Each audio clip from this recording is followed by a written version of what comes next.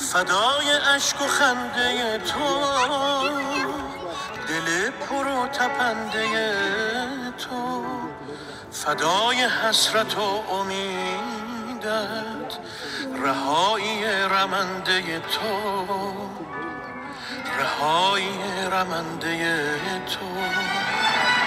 ایران اگر دل تو را شکستند، تو را به بند کینه بستند، چه عاشقان بی نشانی که پای درد تو نشستند.